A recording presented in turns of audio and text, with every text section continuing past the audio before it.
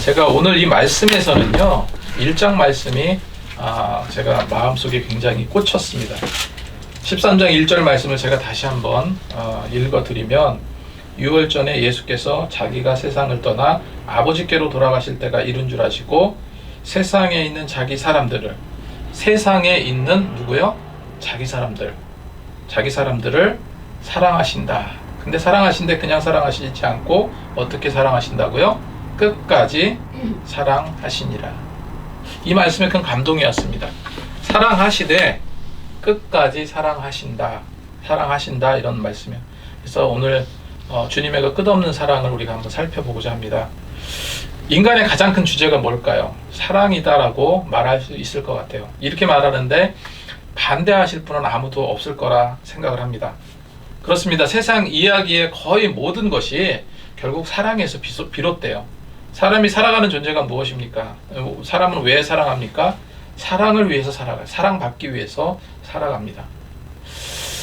그렇기 때문에 사랑은 모든 것이 인간의 가장 충족되어져야 될 그런 감정 중에 하나다, 이렇게 생각을 합니다. 특별히 영화나 드라마를 보면요, 굳이 무슨 로맨스 사랑 영화가 아니어도 스토리는 반드시 사랑 이야기가 들어가야 재밌어져요. 왜 그렇습니까? 그것이 인간에게 채워지지 않는 그 사랑의 갈증이 누구에게나 있기 때문에 그렇죠. 그래서 사랑은 인간의 가장 큰 주제다. 그리고 하나님께서 우리에게 주신 대전제가 무엇입니까? 하나님이 세상을 이처럼 사랑하셨기 때문에 독생자를 주셨다. 누구든지 예수 이름을 믿으면 결코 멸망치 않고 영생을 주시겠다. 그 이유가 무엇이라고요? 사랑하기 때문에. 사도 요한은 가장 간단 명료하게 하나님의 사랑에 대해서 이렇게 표현하죠. 요한일서 4장 8절 말씀에 하나님은 사랑이시라. 사랑의 결정체가 하나님이시라는 거예요. 예전에, 아주 오래전에, 제가 고등학교 때로 기억이 나는데요, 브룩실즈가 나오는 영화가 있었어요. 끝없는 사랑, 엔들리스 러브라는 영화가 있었습니다. 많은 사람들이 이 영화는 못 봤어도 라이오넬 리치와 다이애나 로스라는 그 팝 가수가 부른 이 엔들리스 러브라는 노래는 너무너무 유명합니다. 그래서 이 노래는 많이 알려져 있죠. 이 엔들리스 러브라는 영화는요, 미국의 고등학교 학생들인데, 고등학생들의 순수한 첫사랑 이야기예요. 첫사랑 이야기가 펼쳐집니다. 영화를 보면은 한 남학생이 나와요. 근데 브룩실즈를 너무너무 사랑했어요. 너무너무 사랑해서 서로 교제하면서 서로 사랑하게 돼요. 그런데 여자친구는요, 둘의 교제를 허락하지 않아요. 우리나라 드라마하고 좀 비슷하죠. 둘의 교제를 허락하지 않습니다. 너무 어리다 보니까 그런 이유도 있겠지만 못 만나게 합니다. 너무나 보고 싶은데 못 만나게 하니까 그녀를 사랑했던 남학생은 굉장히 괴로워해요. 그런데 한 친구가 이런 말을 합니다. 야, 너가 정말로 그 애를 사랑하니? 좋아하니? 그러면 이렇게 한번 해봐라 라고 가르쳐줘요. 그러면서 너가 사랑하는 그 여자친구 집에 불을 지르는 거야. 불을 질러서 그때 활활 타오르는 그 불을, 집에 이제 불이 활활 타오를 거 아니에요? 그럴 때 너가 영웅처럼 뛰어들어가는 거야. 영웅처럼 그 집에 뛰어들어가서 두려움에 떨고 있는 그 여자친구를 끌어안고 나오는 거야. 그렇게 용기 있는 행동을 보이면 내 여자친구 부모님이 너를 굉장히 용감하게 볼 것이고 결국 너네 둘의 만남을 허락해 줄 거다, 이렇게 조언을 합니다. 친구는 진지하게 얘기를 꺼낸 게 아니었어요. 그냥 농담 반 진담 반, 그냥 이야기 꺼낸 거였어요. 장난스럽게 한 말이었습니다. 말도 안 되는 얘기 같은 것인데 이 남학생은 사랑에 눈이 멀었어요. 그래서 이 10대 남자는요, 진짜로 그 여자친구 집에 불을 질러요. 친구 말대로 그렇게 불이 나면 계획하듯이 다 짭니다. 멋지게 들어가서 그녀를 끌어안고 나오려고 그렇게 생각을 했습니다. 굉장히 어린 생각이죠. 그런데 생각지 않은 일이 벌어져요. 불을 질렀는데 그 불은요, 순식간에 집에 번졌고 온 집이 다 타버리는 재난 사건이 되어버렸습니다. 가족 중에 누군지 기억이 나지 않는데 불 가운데 빠져나오지 못하고 죽은 가족이 생기게 돼요. 멋져 보이고 용기 있어 보이려고 저지른 일인데 어마어마한 사건으로 커지게 된 겁니다. 오직 그녀를 얻겠다는 그 끝없는 사랑이 더 힘든 고통을 만들고 말았어요. 이 엔들리스 러브라는 영화를 제가 보고 나서 굉장히 오랫동안 각인이 되더라고요. 이제 부모의 입장이 된 나이에서 그 모습을 보면 정말 철없는 행동이죠. 그 엉뚱한 행동이지만 그 사랑의 감정만큼은요, 지금도 굉장히 강한 느낌으로 다가와요. 그 남학생이 왜 불을 질렀습니까? 너무나 사랑하기 때문에. 미친 짓을 한 거죠, 한마디로. 마찬가지로 예수님도 우리를 어떻게 사랑하셨다고요? 끝까지 사랑하셨다. 우리를 향한 예수님의 사랑은요, 너무나 깊고 깊은 사랑이기 때문에 불을 지른 그 남학생과 같은 그런 행동과 비할 바 없는 그런 행동을 보이셨던 거예요. 그래서 우리를 너무 사랑하셔서 우리를 위해서, 우리 때문에, 나를 대신해서 십자가에 달려 죽으셨던 겁니다. 불을 지른 남자는요, 사랑을 위해서 어리석은 그런 행동을 한 바보가 되었듯이 예수님도 또한 우리를 사랑하셨기 때문에 그냥 바보가 되신 거예요.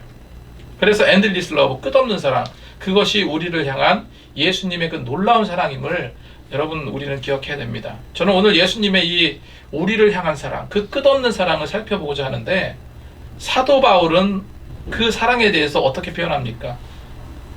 모든 것을 바라고, 모든 것을 믿고, 모든 것을 참아내는 사랑, 그런 사랑이란 말이에요.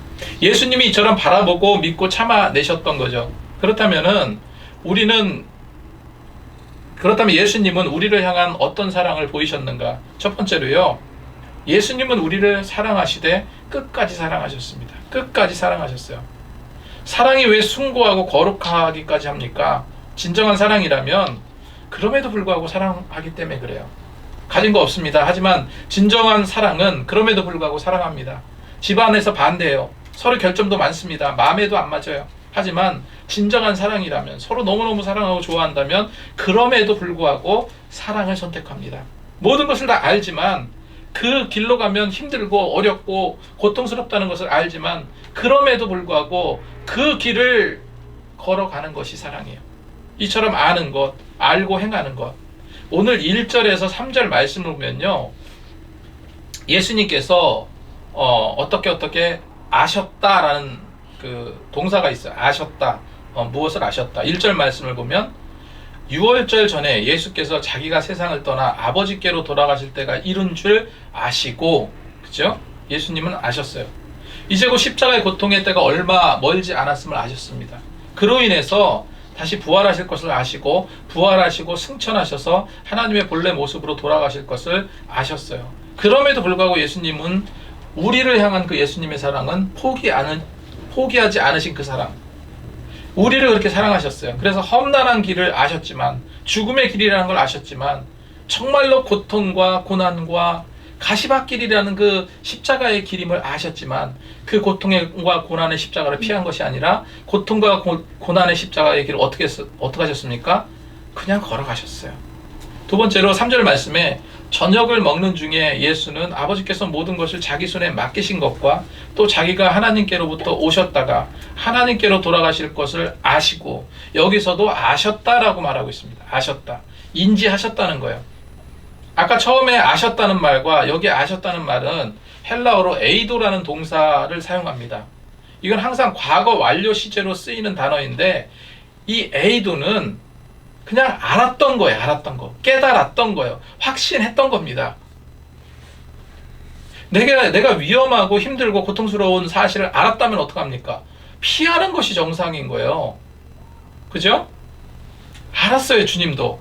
예수님은 당신의 마지막 영광 받으실 때를 아셨고, 고난당하시는 것을 아셨고, 그럼에도 불구하고 어떻다고요? 사람들을 사랑하셨다. 사랑하실 때 그냥 사랑하신 것이 아니라 끝까지 사랑하셨다 기록하고 있습니다. 제게로 책을 만들어 달라는 원고들이 들어오는데, 그럴 때 보면은 참 안타까울 때가 많아요. 원고를 읽다 보면요, 항상 마무리가 좀 엉성할 때가 많습니다.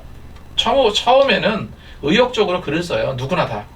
그래서 처음 글은 굉장히 좋습니다. 굉장히 잘 써요. 근데 중간에 가면서 집중력이 떨어지죠. 막 엉뚱한 얘기 하기도 하고, 마지막에는 정말 엉성하게 끝나는 그런 책들이 많다는 거예요. 역으로 마지막까지 집중력을 잃지 않고 글을 쓰는 작가는 정말 가능성이 있는 작가죠. 그런 예로 볼 때 예수님은 어떻게 하셨습니까? 마지막까지 집중력을 잃지 않으시고 끝까지 사랑하셨다. 그래서 사랑하시되 언제까지요? 마지막 엔딩까지, 끝까지 사랑하신 것. 그 동일한 집중력이 무엇입니까? 우리를 향한 사랑이었어요. 만약 내가 내일 교통사고로 죽게 된다면 내일 12시 30분에 어디 사거리를 걷다가 트럭에 치여서 죽게 될 것이다. 이런 것을 내가 알았다고 생각해 보세요. 가정해 보세요. 다른 게 눈이 들어올까요? 돈 버는 일이 눈이 들어오겠습니까? 명예가 눈이 들어올까요? 멋있게 차려진 밥상이 눈이 들어오겠습니까? 내일 죽는데. 오직 눈에 들어오는 것은요, 죽게 된다는 그 사실과 두려움 뿐일 겁니다. 다른 것에 집중할 수 있어요? 다른 것에 집중할 수 없습니다. 예수님은 뻔히 당신이 십자가에 달려 죽으실 것을 아시면서도 인간으로 느껴야 될 그 고통이 얼마나 힘들고 고통스러운 것인지 아시면서도 집중력을 잃지 않고 우리를 끝까지 사랑하신 거예요. 다시 한번 1절 말씀을 읽어드리면, 세상에 있는 자기 사람들을 사랑하시되 끝까지 사랑하시냐. 주님은 이처럼 끝까지 우리를 사랑하셨다. 그 사실을 우리 한 번 더 확인했으면 좋겠습니다. 두 번째로, 예수님의 끝없는 사랑은요, 섬김으로 빛을 발했어요. 섬김으로 빛났습니다. 2절 말씀에는 예수님께서 그 아셨다라는 말, 아까 말씀드렸던 에이도라는 동사가 나오지는 않아요. 하지만 예수님은 또 한 가지를 아셨어요. 2절 말씀에 마귀가 벌써 시몬의 아들 가룟 유다의 마음에 예수를 팔려는 생각을 넣었더라 라고 기록하고 있습니다. 마귀가 벌써 시몬의 아들 가룟 유다의 마음에 예수를 팔려는 생각을 넣었더라. 이 사실을 예수님께서 어떻게 했다고요? 아셨다. 다른 사람도 아니고 제자에 의해서 당신이 팔리게 될 것을 아셨다. 주님이. 인간적인 아픔과 견딜 수 없는 고통이 예수님 그 마음속에 자리하셨을 겁니다. 하지만 예수님은 그럼에도 사랑을 포기하지 않으셨어요. 저는 예수님께서 우리를 향한 사랑이 끝없는 사랑이라 하셨는데, 그 사랑이 정말 참이라는 사실을 오늘 말씀을 통해서, 특별히 가룟 유다와의 그런 그 관계성을 통해서 확인할 수 있다고 저는 생각을 해요. 4절 말씀에 저녁을 잡수시던 자리에서 일어나 겉옷을 벗고 수건을 가져다가 허리에 두르시고 이에 대야에 물을 떠서 제자들의 발을 씻으시고 그 두르신 수건으로 닦기를 시작하여, 이렇게 기록하고 있습니다. 바로 제자들의 발을 씻겨주신 사건이 나옵니다.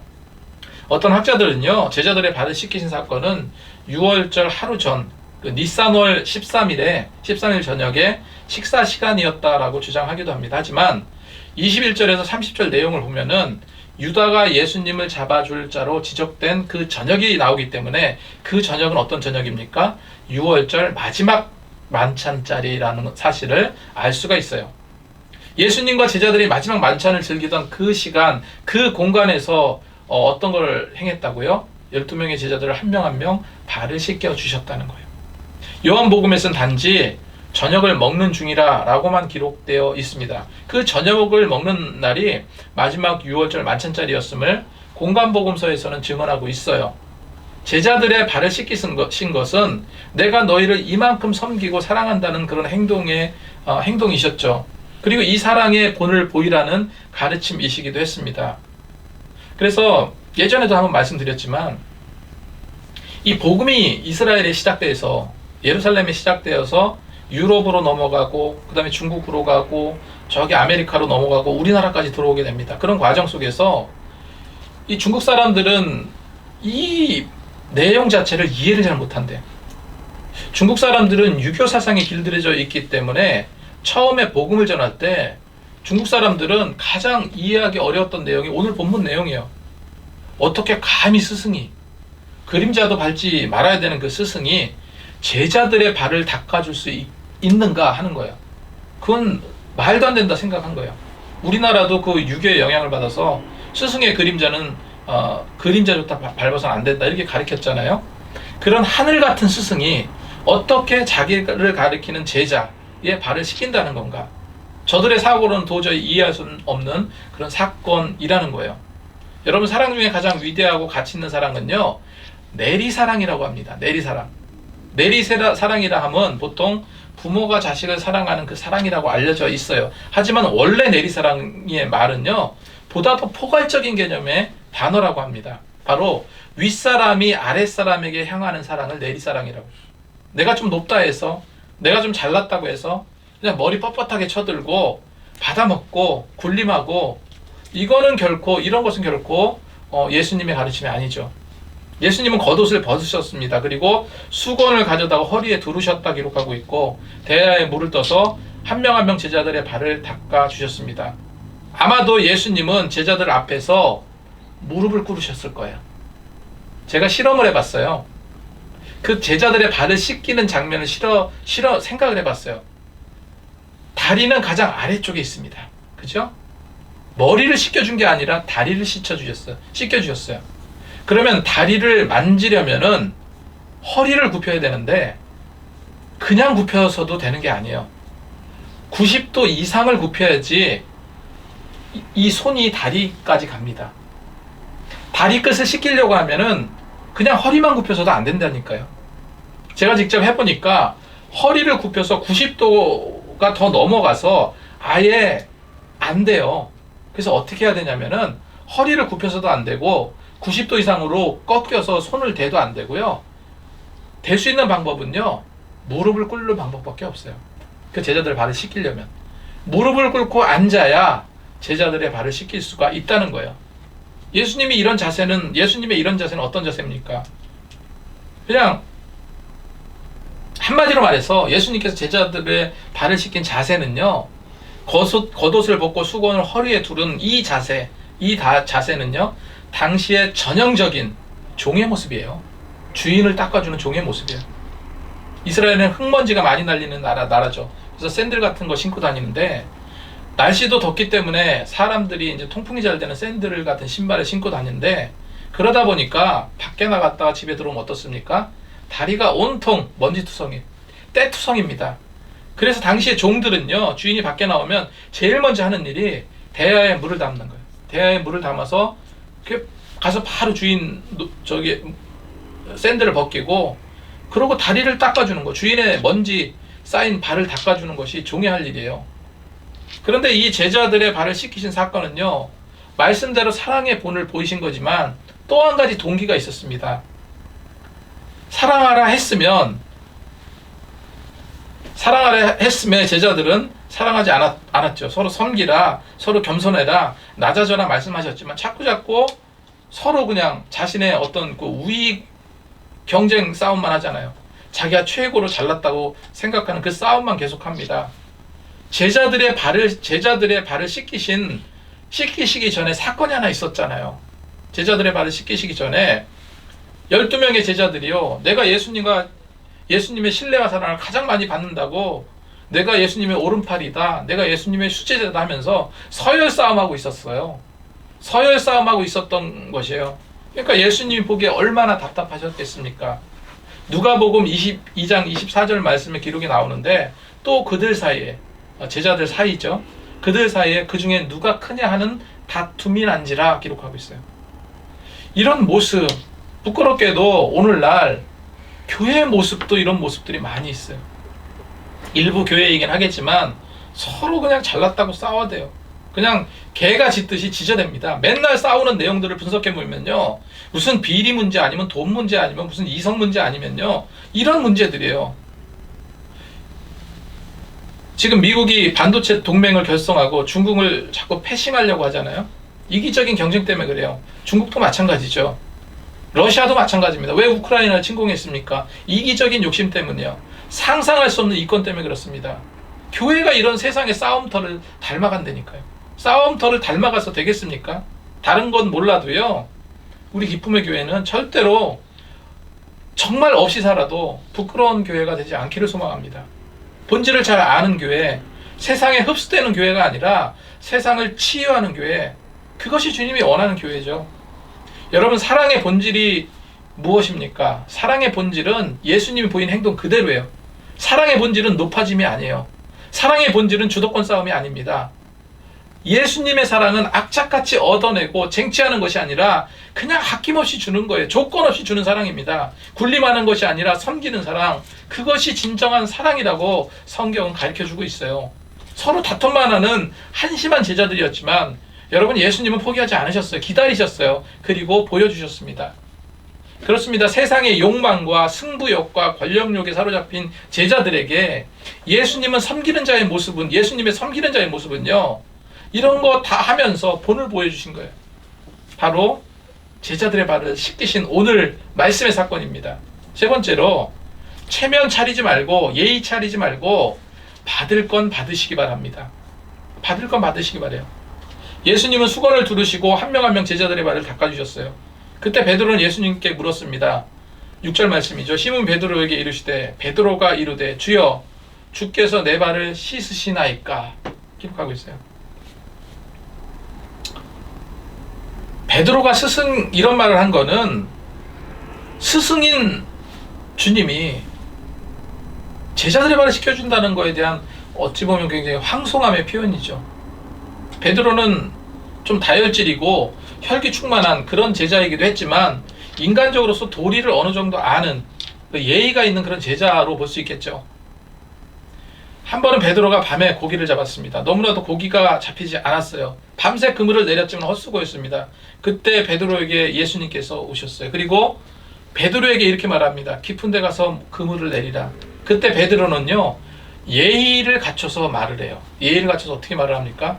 내가 밤새도록 애를 썼는데 단 한 마리도 잡지 못했는데, 하지만 당신의 말씀을 의지해서 내가 한번 그 말씀을 믿어보고 깊은 데 가서 그물을 내려보겠습니다 라고 말해요. 그때 많은 물고기가 잡혔죠. 그 놀라운 사실을 보고도 베드로는 어떡합니까? 기뻐하고 뭐 그러지만은 않았어요. 바닥에 거꾸러져 가지고요, 무릎을 꿇었습니다. 그리고 주님께 뭐라고 말합니까? 주여 떠나소서, 나는 죄인이니이다. 이처럼 베드로는요, 예의가 있고 알 거 아는 제자였어요. 가이사랴 빌립보에서 예수님께서 십자가에 못 박힐 것을 말씀하셨을 때도 베드로는 뭐라고 말합니까? 주님, 그건 말이 안 됩니다. 우리의 대스승인 주님께서 어떻게 십자가에 못 박히신다고 하십니까? 그런 일은 일어나지 않을 겁니다. 내가 가만 안 있을 겁니다. 이게 마태복음 16장의 말씀이에요. 그렇게 강하게 막아서기도 했습니다. 이런 베드로의 태도는요, 인간적으로 볼 때는 사랑하고 존경하는 스승이 죽는다는데 당연한 태도죠. 하지만 영적으로 볼 때는 어떻습니까? 굉장히 우매한 행동이에요. 어쨌건 베드로는 이런 인간적인 황송함과 예의를 갖추고 있었지만 예수님의 중요 구속사역은 제대로 알지도 못했고 이해하지도 못했어요. 베드로에겐 인간적인 예의에 대한 해석과 판단만 있었을 뿐이에요. 그래서 절대로 내 발을 씻지 못하시리이다 이렇게 말하고 있는 거죠. 그때 주님께서 뭐라고 말씀하십니까? 그거 씻지 않으면 너와 나는 상관이 없다 라고 말씀하세요. 영적인 의미로 생각해 볼 때 우리가 예수님께 씻김 받지 못하면 구원을 이룰 수가 없어요. 그래서 우리는 체면 차리지 말고 예의 차리지 말고 예수님의 그 끝없는 사랑을요 받아야 한다는 거예요. 예수님, 제 다리도 닦아주십시오. 들이밀어야 한다는 겁니다. 어찌 보면 누추하고 보잘것없는 우리에게 주어지는 그 놀라운 구원의 역사, 구원이 원래 그런 거예요. 구원 받음이 그런 겁니다. 그래서 구원 받는다는 것은 어찌 보면 정말로 염치 없는 일이에요. 그래서 구원은 뭐라고 표현합니까? 은혜예요, 은혜.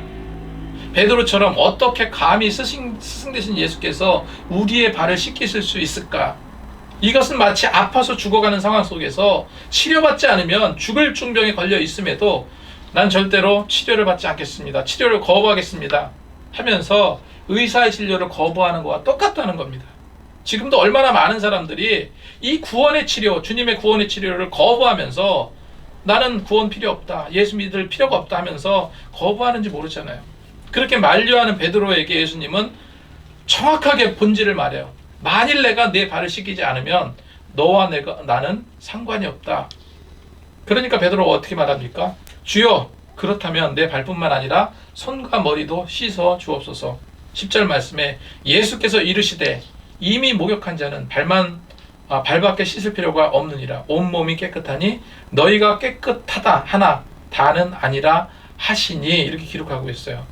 여러분, 그래서 우리가 지금 어차피 예수 믿을 거 정말로 영생에 있어서는 절대 체면 차리지 말고 예의 차리지 말고 받을 건 받으시기 바랍니다. 놓치지 마시기 바래요. 그래서 이 은혜의 자리, 구원의 예배 절대로 놓치지 않으셨으면 좋겠습니다. 마지막으로요. 예수님의 끝없는 사랑은요. 상상할 수 없을 만큼의 많은 기회를 주시는 사랑이에요. 예수님 사랑, 예수님께서 우리를 끝없이 사랑하는데 어떤 사랑일까 할 때 기회를 많이 주시는 사랑이라. 계속 기회를 주시는 사랑이에요. 제가 여러 차례 말씀드렸지만 개그우먼 조혜련, 뭐 지금은 막 성경을 가리키기도 해요. 조혜련이 예수님을 영접하였고 그게 있기 위해서 그렇게 예수님의 복음을 받아들이게 된 계기가 어떤 계기였습니까? 정말로 십수년간 같은 개그우먼인 이성미의 끈질긴 기도와 노력이 있었기 때문에 가능했던 거예요. 그러기까지 하나님은요, 조혜련에게 말할 수 없이 많은 기회를 줬던 거예요. 예수님은 당신을 팔아 넘길 가룟 유다에게 기회를 줬을까요? 안 줬을까요? 이것도 제가 많이 말씀을 드렸는데, 당신을 팔 가룟 유다에게도 회개하고 돌아올 많은 기회를 주셨다고 생각합니다. 어떤 사람은 가룟 유다는 악인이어야만 하는 그런 운명을 타고난 것이 아닌가라고도 생각해요. 그래서 운명론으로 접근하려고 합니다. 그리고 가룟 유다 때문에 예수님께서 십자가의 고통을 당하신 거다, 이렇게 잘못 생각하는 사람도 있어요. 가룟 유다 때문에 십자가의 고통을 당한 게 아닙니다. 예수님은 원래부터 십자가를 지시기 위해 오신 거예요. 가룟 유다가 배신 안 했어도요, 예수님은 십자가에 고통당하고 죽으시고 부활하실 계획으로 세상에 오신 분입니다. 아까 말씀드렸듯이 예수님은 가룟 유다가 자신을 배반하고 돈을 받고 팔아 넘기리라는 사실을 알고 계셨어요. 그래서 예수님은 가룟 유다의 마음을 돌리시려는 그런 많은 노력들을 하셨습니다. 오늘 제자들의 발을 씻기실 때도 예수님은 뻔히 아셨지만 가룟 유다만 빼고 발을 씻겼습니까? 가룟 유다도 발을 씻겨주셨어요. 여러분, 그것은요, 기회를 주신 겁니다. 가룟 유다의 발을 씻기실 때 어떤 얘기를 들었습니까? 내가 너희를 씻겨야 한다라는 말을 가룟 유다도 들었을 거예요. 그리고 가룟 유다 발을 씻기실 때 직접적인 말은 없었지만 계속해서 무언의 사인을 보내셨을 겁니다. 여러분, 발을 씻기면 어떻게 됩니까? 제자들의 발을 만져야 돼요. 자, 가룟 유다 마음 상태가 어땠을까요? 내가 팔려는 사람이, 내가 돈 받고 넘기려는 그 스승이 내 발을 닦아주고 있어요. 여러분, 감정이 없는 사람이라면 모르겠지만 감정이 있는 사람은 얼마나 마음이 불편했을까요? 그거를 가룟 유다는 받아들였어야 돼요. 계속해서 주님께서는, 그리고 그게 얼마나 민감한 부분이에요. 여러분, 그냥 이렇게 대면하는 것도 아니고요, 맨살을 만져주는 거예요. 맨살을 어루만져 주는 겁니다. 굉장히 민감한 부분이에요. 그렇게 기회를 주셨으면 돌이켜야 되는데 그건 어떤 사인이겠습니까? 지금이라도 멈춰라. 지금이라도 회개하고 돌아와라. 근데 가룟 유다는 어떻게 했습니까? 멈추지 않았어요. 그러면 예수님께서 거기서 포기하셨을까요? 포기하지 않으셨어요. 오늘 11절 말씀에 이는 자기를 팔 자가 누군지 아심이라. 그러므로 다는 깨끗하지 아니하시니라. 이건 직접 말씀하신 겁니다. 예수님께서 다 모여있는 제자들 중에 누구라고 말씀하시진 않았어요. 하지만 깨끗하지 않은 자가 이 중에 있다라고 말씀하신 겁니다. 그 말을 가룟 유다가 들었을까요? 안 들었을까요? 들었습니다. 다는 아니라 뜨끔했을 거예요. 이 말씀을 들은 가룟 유다에게 주님은요, 회개의 기회를 주신 거예요. 돌아올 기회를 주신 겁니다. 하지만 여전히 가룟 유다는 돌아오지 않았어요. 회개하지 않았습니다. 자, 여기서 예수님께서 과연 포기했을까? 여러분, 여기서 끝났을까요? 예수님이 이제 더 직접적으로 제자들에게 말씀하십니다. 결정적인 말씀이에요. 마태복음 26장 21절 말씀을 보면은 제자들이 모여있는 그 가운데 너희 중에 한 사람이 나를 팔리라 했습니다. 이보다 더 구체적인 말이 어디 있어요? 가룟 유다라고 지목하진 않았지만 너희 중에 한 사람이 나를 팔 것이다. 그때 제자들은 자신은 아니지만 그래도 사람 마음이 어떻게 변할지 모르잖아요. 그래서 다들 예수님께 묻습니다. 주님, 저는 아니죠. 주님, 저는 아니죠. 그 가운데 가룟 유다도 그 얘기를 들었죠. 그죠? 가룟 유다는 어떻게 했습니까? 뻔뻔스럽게도 똑같이 행동해. 뻔뻔스럽게 예수님께 다가와서 마태복음 26장 25절에 기록하고 있어요. 랍비여 내니까? 라고 물어요. 이게 얼마나 파렴치하고 뻔뻔해요. 예수님은 정확하게 찝어서 말씀하셨어요. 그래, 내가 나를 팔 것이다. 마태복음 26장 25절에 기록하고 있습니다. 예수님께서 이 정도까지 말씀하셨으면, 이 정도까지 사랑의 사인을 보내고 기회를 주었다면요, 회개하고 돌아왔어야 돼요. 뉘우쳤어야 돼요. 주님 잘못했습니다. 용서해 주세요. 이렇게 나갔어야 되는 겁니다. 그랬다면 예수님께서 용서하지 않으셨을까요? 용서하셨겠죠. 그런데 가룟 유다는요, 그 말을 듣자마자 그 만찬 자리에서 나가버렸습니다. 예수님의 마지막 만찬의 순간까지 기회를 주셨는데 결국은 나가버렸어요. 그래서 겟셋마네 대제사장들과 가룟 유다가 수백 명의 군사들을 이끌고 왔을 때 군인들은 누가 예수님인지 몰랐어요. 어둠 산속인데, 겟셋마네 산속이잖아요. 산속의 어둠컴컴한 곳에서 주님의 제자들과 함께 기도를 하고 있는데 누가 예수님인지 모르고, 가룟 유다는 예수님이 누군지 알겠지만 군인들까지 예수님이 누군지 알지 못하잖아요. 그러니까 둘이 모이라는 거예요. 가룟 유다가 어떻게 말합니까? 자, 너희들이 예수님의 얼굴을 모르니까 내가 가서 입을 맞추겠다. 내가 입을 맞추는 그 사람이 예수니까 얼른 체포해라.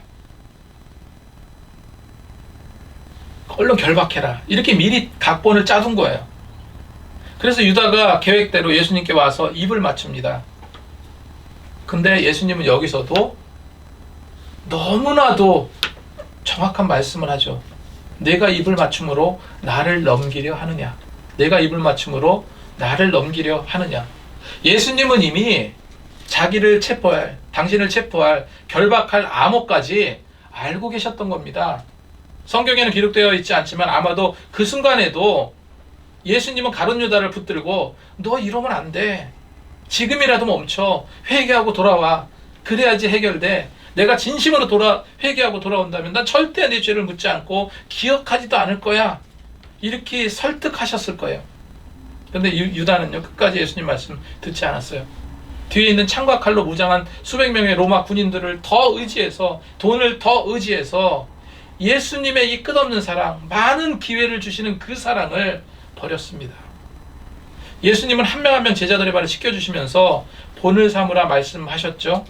12절에서 15절까지 말씀을 보면 그들의 발을 씻으신 후에 옷을 입으시고 다시 앉아 그들에게 이르시되 내가 너희에게 행한 것을 너희가 아느냐? 너희가 나를 선생이라 또는 주라 하니 너희 말이 옳도다. 내가 그러하다. 내가 주와 또는 선생이 되어서 너희 발을 씻겼으니 너희도 서로 발을 씻겨주는 것이 옳으니라. 내가 너희에게 행한 것 같이 너희도 행하게 하려 하여 본을 보였노라. 서로 발을 씻기는 것이 옳다. 이렇게 말씀하고 있습니다. 여러분, 우리 믿는 자에게는요, 의무감이 있습니다. 우리 믿는 자에게는 책임감이 있어요. 예수님께서 우리를 끝까지 사랑하셨던 것처럼 우리도 세상의 많은 영혼들을 어떻게 되겠습니까? 끝까지 사랑해야 됩니다. 그래서 그 영혼을 포기하지 말아야 돼요. 내가 전도하려는 그 태신자가 있다면 끝까지 포기하지 말아야 돼요. 끝까지. 이런 주님의 사랑을 알고 그 사랑을 느끼며 또 그 사랑을 전하고 끝까지 사랑할 수 있는 우리 기쁨에게 성도님들이 다 되시기 바랍니다.